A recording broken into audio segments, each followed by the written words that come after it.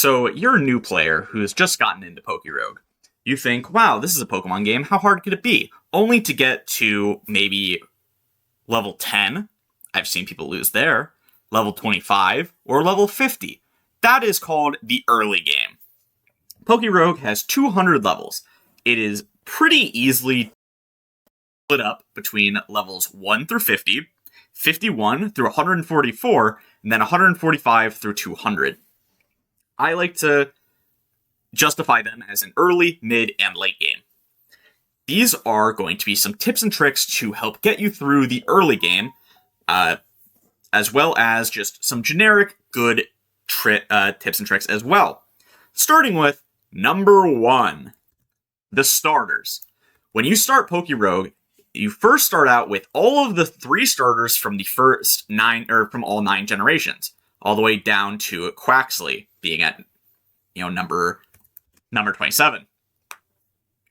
That being said, not all of them are made equally. Of course, I have, a little more unlocks and better, Pokemon to talk through, but relatively speaking, you want to pick a fire type, a water type, and a grass type if you are doing so. I know that's crazy, but fire, water, grass is a very common core used in single battle formats for Pokemon. It has a lot of resists. They all resist themselves, so they make it easier to swap in on each other, as well as they resist, like, grass resists water, fire resists grass, water resists fire, etc. So you have multiple switch-in options. Now, you have to remember that Pokerogue functions differently than regular Pokemon games. Regular Pokemon games, you get TMs throughout the game a lot more consistently, and you can give your Pokemon egg moves and IV and EV training. You don't have EVs, and getting TMs is not very easy, as well as egg moves are not typical for what you have for Pokemon. Say I go to, let's say, as an example, I go to Rufflet. You can see this Rufflet has Floaty Fall, which is a Let's Go Eevee and Pikachu exclusive move, Dazzling Gleam, and Heat Wave. Those are not moves that this would normally get as egg moves. Of course, it's not a starter, but it still files in. My Bulbasaur, for example, has Giga Drain to start the game. That is incredibly powerful. Now, if I were to choose any of the 27 starter Pokemon, I would always start with Fuecoco. Fuecoco is the best late game starter before you include hidden abilities and egg moves. That is because Skelly Dirge has access to the move Torch Song. What Torch Song does is it is a 80 base power fire type move that Skelly Dirge learns as soon as it evolves at level 36. And what Torch Song does is it's 80 base power, but every time you use it, it raises your special attack by 1 stage. That makes Skelly Dirge the best late game starter before you factor in hidden abilities and egg moves, of course. As well as, it's just a good Pokemon because it has an immunity. That is another reason why it is one of the best starters. It has Fire Ghost typing, which is a pretty good typing. It is weak to Ground, which of course makes sense, Fire type, Rock, Ghost, Water, and Dark, while having 2 immunities to Normal and Fighting. As well as being resistant to, 7 types. Poison, Bug, Steel, Fire, Grass, Ice, and Fairy. That is a very, very good defensive spread, and, as long as you play properly, you don't have to worry about weaknesses. Switching in on immunities is incredibly, incredibly valuable in single battles of Pokemon. Now, for the second starter I would pick, I like to go with Chespin. I think Chespin is a very good grass type. Not only does Chespin have a very good stat distribution for early game, having, relatively lower special defense, but you see less special moves early game, and having a high defense and high attack stat, it also is a just a grass type in general, which means it hits water, rock, and ground efficiently, with access to Leech Seed at level 15 and Rollout. Rollout is a very, very powerful move in a game like this. Rollout, Fury Cutter are some of the best early game moves in the entire game, because as they stack up damage, they do just that. You can continually stack damage during trainer fights with Rollout and with Fury Cutter to just bowl over the opponent, even through resist sometimes. Now, one thing to keep in mind about Pokerogue is stat boosts last between battles. Say you use Torch Song on Fuecoco, previously mentioned, and you finish the battle and then go to a next battle. You will still have that stat bonus and stat decrease. Of course, not in this exact scenario, but you'll still have that stat bonus.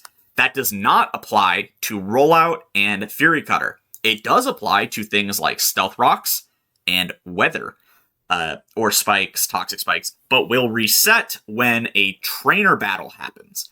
I'm not sure the specifics on why it's like that, but it's something to keep in mind, that if you set Weather up, or Rocks, or Spikes, or Toxic Spikes at the beginning of a floor, as long as there are no trainer battles, they will stay throughout the rest of the fight. Why do I bring that up for Chespin specifically? Because Chespin has access to the move Spikes through TM. I thought that was a very good segue into that. You want Chestnut late game if you have access to the Spikes TM. If you do not have access to the Spikes TM, you can cut it for any grass, fighting, or anything in general. Something that fits its defensive and high attack profile works just as well.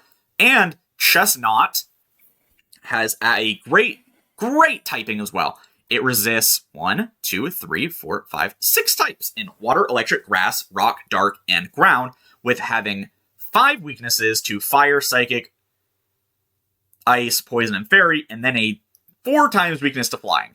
You might be thinking, wait, isn't that like a lot of weaknesses? And in theory, you would say yes, but having a dark resist, a ground resist, and a water resist is invaluable. Water is the most common type in the entire game. Dark is a very prominent type in later game, same with ground. And it's just a lot of very strong Pokemon get to be placed in these later levels that are going to be dark and ground types. Putting Chestnut as a very good resist to those types as multi-value. Chestnut also has access to Spiky Shield on evolution. It is one of the better protect options. Of course, you can always make an argument between which kind of protect is the best, but this one, it will deal 1/8 of the damage back to a hit onto your Spiky Shield if it is a contact move, which, as you know, most Pokemon have very bad learn sets, meaning a lot of them have things like Tackle, or Quick Attack, or Astonish, or things of that nature, which means you are getting free chip damage to block that damage. It's not always going to be that great, don't get me wrong, but you can use Leech Seed and Spiky Shield, or regular Protect, I guess, to stall your opponent, gain health back, and because things like Leech Seed, Toxic, Burn, all do percent damage, it is a lot of damage against late game, of course, and Chespin getting Leech Seed pretty early is very, very useful. Spiky Shield is also, again, one of the best moves in the entire game because it is a guaranteed Protect effect. Protect is easily the best move in the entire game. You can scout moves from opponents to see if they have a super effective move because, again, move pools are random based on what the Pokemon can learn, so sometimes they just won't have it. It lets you PP stall your opponent, so you can get moves that are scary out of the way. Like Earthquake only has 10 PP. If you can block 5 of those with Protects, you don't have to worry about an Earthquake. It applies to other moves as well. And then you have the fact that if you have Speed Boost, Leftovers, anything like that, Leech Seed, Tox, all that, you can get so much more value from having Protect. Spiky Shield being a guaranteed Protect on your Pokemon is very valuable. The next starter that I would say you should use is Mudkip. Mudkip is easily the best Water-type starter, especially when you don't have hidden abilities in mind, because Swampert's hidden ability isn't even that great to begin with. Defensively speaking, type-wise, Water-Ground is one of the best types in the entire game. It has 1 immunity, 4 resists, and 1 weakness. Of course, it is a 4 times weakness to Grass, but as long as you play properly, and Grass isn't that common of a type late game, you should be fine. One thing to point out, though, Swampert has low access to physical water-type moves, which does suck, but it does have things like Stone Edge and Icy Wind for support as a TM option.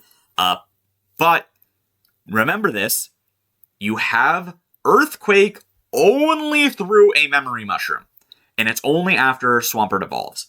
So Swampert is a great defensive pivot, but it's not that great offensively unless you get a Memory Mushroom.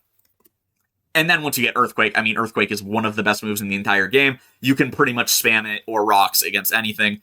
Swampert learns Rock Slide through Level Up, which is a great move for the doubles portions, and it's just a good move in general. As well as Swampert's special attack stat isn't anything to scoff at. It's not amazing, but you won't feel bad using Hydro Pump as your water stab.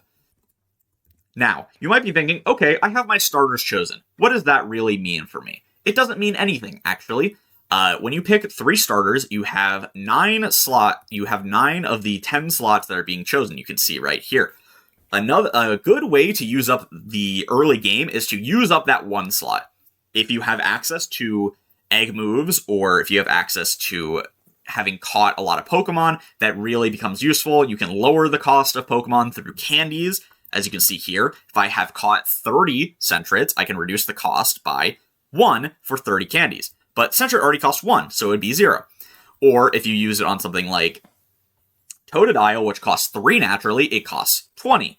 Or, of course, if you do something like a Pseudo-Legendary, it would cost 15 because they cost 4. And then you have something like Deoxys, which costs, I think, 7. It costs 5 to reduce. They go up in price every single time, of course, but that is something to keep in mind. Now, back to 1-cost units. There are a lot of very good 1-cost units, but then you have things like Scatterbug. Do you think Scatterbug is good enough early game to justify the fact that it is not useful late game? If you answered no, you would be correct. The really, really strong ones, in my opinion, are Sentret, being a just good early normal type. It's relatively fast, relatively strong, and I mean, yeah, like there's not much more to say about it. But I like to use Sunkern. I will admit, my Sunkern is really fucking broken. It has Sappy Seed and Mystical Fire, which are both, not moves it would ever learn this early. So it's way, way, way stronger than it needs to, or than it would ever be. But it's just, a usable thing that I have because I got lucky with eggs. Another very good one is Paris. If you get First Impression, it's probably the best one-cost unit naturally if you have First Impression on it, because I mean, do I need to explain why an 80 base power priority bug move is very strong early game? I don't really need to. Another great option, though, is Rattata. Rattata is amazing. It scales relatively well with Raticate. It has Guts as its ability, so if you get a paralyzed or poisoned or burned, you don't care, you get stronger. It's a very, very strong early game unit because, well, it's just a Rattata. It has access to Quick Attack at level 5, and that's the big one. Quick Attack at level 5 makes it the best non-egg move, non-hidden ability, yada yada, 1-cost unit. Quick Attack, priority matters a lot. Priority is important. I think that Rattata is easily the best 1-cost unit that at least I have access to. There might be others that I don't have access to yet, I will be honest with you, but you understand where I am getting at. You have to understand that, say you do have access to more Pokemon. What are good Pokemon to take early game? One of the best by far early game Pokemon is Pawniard. Pawniard, look at my Pawniard. It has no hidden ability. It doesn't have any egg moves, but I still have I've won 2 runs taking Pawniard to be in the game. Do you want to know why? It's for everything about Pawniard. It is a dark type, which is great because that's an immunity. It lets you hit ghost types super effectively, which is pretty rough early game. Sometimes it just happens. You don't have any ways to hit ghost types super effectively or psychic types, and dark really will do a lot there as long as you can get some levels. It is a steel type. Steel is the best type in the entire game for every stage of the game. It's the best for late game because you have to fight against a Mega Rayquaza and an Eternatus.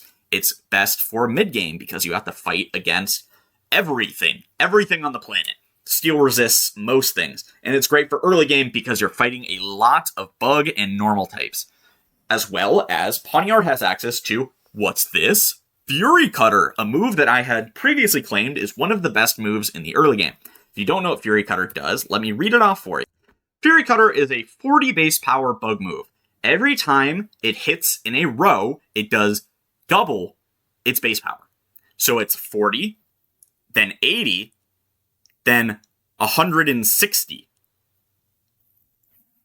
You can understand why that's incredibly good.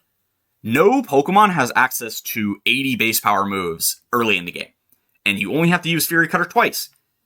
As well as, no Pokemon will have access to a 160 base power move ever.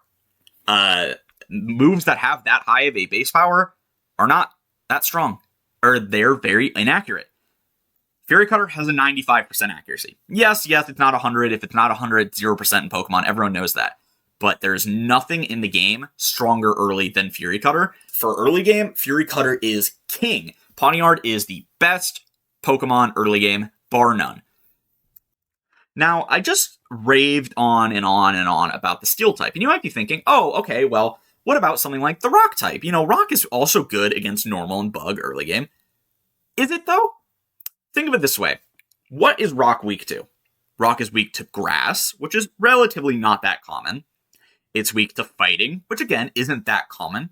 Then it's weak to ground, which is a very, very popular type late game because things like Excadrill is in 2 zones. It is in any ground zone, which obviously is there, and any steel zone. Steel being another great type in the Rock. And then you have the last weakness of the Rock type, water. Water is the most populated type in the entire game. It's at multiple different zones. There are multiple different zones of water. There's like deep ocean, there's beach. All of them are going to have water. Rock is not a good type overall, as well as most Rock types aren't that good. It's something that is a little weird that people don't talk about. Most Rock types aren't actually good Pokemon. They're just middling. They have middling defensive stats, and you want to, if you're using something for its defensive profile, it has to actually have good defensive stats, which most Rock types don't. They're usually very physically defensive and have negative special defense. Something like, let's say, Larvitar. Larvitar early game, it's terrible early game. It has the Rock Ground type, which is one of the worst type combos in the game, having two 4x weaknesses to grass and water, which are very popular types overall, but not really so much late game for grass. Tyranitar is a great Pokemon, of course, giving you Sandstream, which gives a lot of Pokemon access to, sand-based abilities, Sand Rush, Sand Force, Sand Veil, but early game, Larvitar is terrible. I wouldn't consider almost any Pokemon worth using overall. Sudowoodo is a Rock type, which has bad stats. Most Rock types have bad stats. Another Rock type with bad stats and a bad typing is something like Onix or Rhyhorn. You might get Rhydon. Terrible stats, and it's too slow to be offensive. It's not tanky enough to have any use, especially because I keep, telling you about the bad typing. As well as a lot of Rock-type Pokemon require special things to evolve. Steelix requires a special item to evolve, right? Rhyhorn requires a special item to evolve. I guess Sudowoodo doesn't, so that didn't really fit my example. But a lot of Rock types just aren't very good, especially early game. Especially early game, they're not good. Another type that you might be thinking of is Ghost. And yes, Ghost is a fine early game type, being immune to normal, which is, easily the most popular early game type, and being immune to fighting, but that's a double-edged sword. Not being able to hit normal types with your stab moves is pretty weak. Of course, this is all just meta talk that doesn't really mean that much if you just have strong Pokemon and can do strong things, but you have to understand that there are just there are just things about this game that are also out of your control. Yeah, you can bring a steel type, but sometimes you face Chile at level, I think it's 30 when you get your first boss. You could just fight Chile, and then you're just like, fuck, dude, I have all these steel types, and what do? You don't do anything. That happened to me, actually. I fought Chile when I had 3 steel types on my team, and I got wiped, and I was so pissed. I had a great run going. It's unfortunate, but it does happen. Another thing to watch out for is fighting types. Fighting types are usually very, very strong, and they have overall good spreads. Being able to hit rock, steel, dark, and normal for super effective damage is genuinely very powerful early game. I like to have a fighting type as early as I can, or a fighting type move. It's very, very useful to have, and I think that is something that you have to take into account when you are picking your Pokemon. The last type that I do want to talk about is, of course, the Dragon type. You have to talk about Dragon type. It is not immune. It resists fire, water, grass, and electric, while only having one type resists dragon, and one type is immune to dragon, which are fairy and steel, which are not common early game. Fairy and steel are very uncommon early game, so dragon is just incredible of a type. Yes, dragon is weak to ice, dragon, and fairy, but again, those are not common types in the first 50 levels. So if you have a strong dragon type, use it. If you have a dragon type you like, use it. It's easily one of the best types. I have used Jingmo-O because it's a dragon fighting type. It's really fun to use. It's one of my favorite Pokemon, and it's pretty decent.